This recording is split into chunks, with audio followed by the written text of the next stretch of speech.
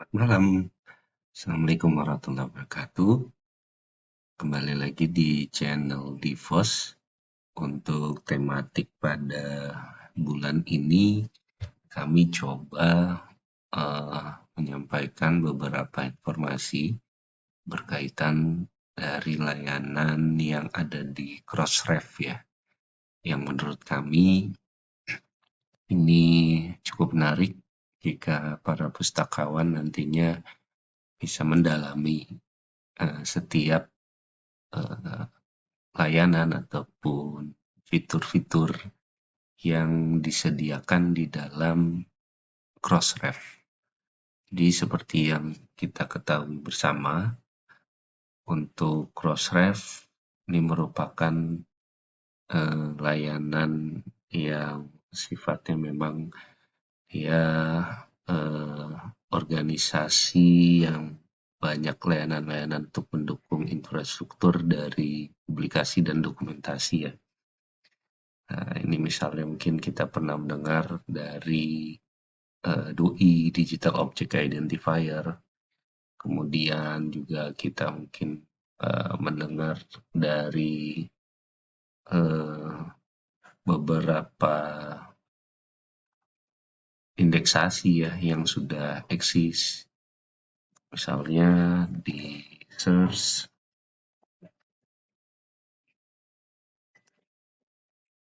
Crossref, .org. Nah, ini merupakan penelusuran ya yang bisa didapatkan nanti untuk rekan-rekan kalau mau melakukan pencarian ya, dari deposit yang sudah dilakukan oleh masyarakat pastinya. Sorry, search ini pakai www. Nah ini, jadi ini kondisi sekarang tampilannya. Ini ada beberapa search help yang bisa digunakan nih. Misalnya menggunakan example query seperti ini. Kemudian ada beberapa yang bisa digunakan juga dengan menggunakan ORCID atau dengan menggunakan di sini dengan menggunakan prefix dan juga suffix ya. Lalu bisa juga menggunakan dengan ISSN ataupun grant yang memang sudah didapatkan ya.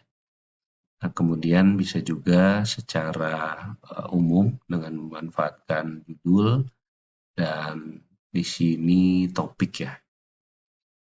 Nah, kemudian dari sini ini ada tampilan clear-nya seperti ini ya. Dan di sini ada metadata yang dari jurnal artikel, kemudian buku, standar, dataset, dan lain sebagainya. Seperti tadi, ada juga membahas mengenai paten yang berkaitan sama hak kekayaan intelektual. Itu juga mereka melakukan proses pengelolaan. Untuk sesi kali ini, kami ingin menyampaikan satu layanan yang bisa didapatkan oleh rekan-rekan semua. Dan ini menurut saya menjadi salah satu perkembangan ya yang nantinya tidak bisa terpisahkan juga. Kalau kita lihat dari sisi kondisi yang ada di Indonesia, layanan yang ada di Crossref khususnya DOI itu menjadi salah satu bagian untuk proses pengajuan akreditasi pengelolaan jurnal. Nah inilah yang nantinya bisa rekan-rekan eksplorasi dari sisi ketersediaan layanan yang ada di dalam Crossref. Nah, di layar ini sudah kami tampilkan, bisa diakses di sini ya. Bisa diakses di sini. Kami coba highlight ya. Nah, ini crossref.org garing 06 members garing 51 depositor.html. Nah, dari sini nanti rekan-rekan bisa mengakses, dan ini public version, sehingga kita bisa mengetahui daftar jurnal apa saja ataupun konferensi apa saja yang tersedia di dalam Crossref. Nah, ini ada keterangan name. Name di sini adalah publisher. Jadi yang didaftarkan ke dalam Crossref itu ada publisher-nya ya. Yang publisher di sinilah nanti yang bisa kita gunakan karena prefix-nya itu berbeda-beda. Nah, dari sisi ini juga kita bisa mengetahui kalau dalam contoh di layar ini adalah untuk jurnal. Nah, kemudian ada juga yang untuk conference misalnya. Ini tinggal kita klik ini, dan ini ada keterangannya, conference. Jadi metadata ini yang memang sekarang mewakili ya untuk bisa kita dapatkan agar proses information retrieval-nya juga berjalan dan kita bisa pastinya membantu buat pemustaka. Nah, dari sini bisa kita lihat dari publisher. Saya ambil contoh. Sini ada Fakultas Kedokteran, saya gunakan untuk akun. Nah, kebetulan saya mengelola salah satu jurnal di sini. Nah, ini Fakultas Kedokteran. Kalau kita klik untuk tampilannya, nah ini dia. Jadi kita akan mengetahui berapa yang didepositkan. Nah, dari sini proses tahap untuk melakukan bentuk diseminasi informasi, kemudian untuk bisa memastikan lagi dari segi ketersediaan metadata dari setiap artikel yang memang sudah diterbitkan, itu bisa dilakukan proses pelacakan. Apakah semuanya yang memang dilakukan bentuk deposit ke dalam Crossref atau tidak. Nah, ini bisa kita lihat misalnya seperti ini ya. Di sini ada jurnal Profesi Medika contohnya. Nah, kemudian dari sini ini total yang didepositkan DOI-nya ya. Sebanyak 158 artikel. Nah, kemudian yang terakhir itu dilakukan proses deposit 15. Dari total ini ada beberapa yang failed ya. Nah, ini ada yang 1, dan juga ini yang N, atau ini mungkin bisa terkategori dilakukan deposit ulang, padahal sebenarnya sudah diaktifkan, yaitu sebanyak 2. Nah, ini yang nantinya bisa dilihat lebih dalam lagi dengan kita klik bagian publication title-nya. Nah, ini kalau kita klik, nanti akan mengarah ke sini. Ada kode-kodenya yang memang prefix-nya di sini dan juga suffix-nya di sini itu sudah terdeposit. Jadi total tadi yang 158, ini kalau kita klik, dia mengarah ke link ini. Nah, ini tata cara kombinasinya ya. Dan kemudian ini terkategori sudah masuk ya. Dan ini ada beberapa yang mungkin bisa kita lihat dengan melakukan pemanggilan dengan cara seperti ini. Kemudian doi.org / nah, kita paste aja.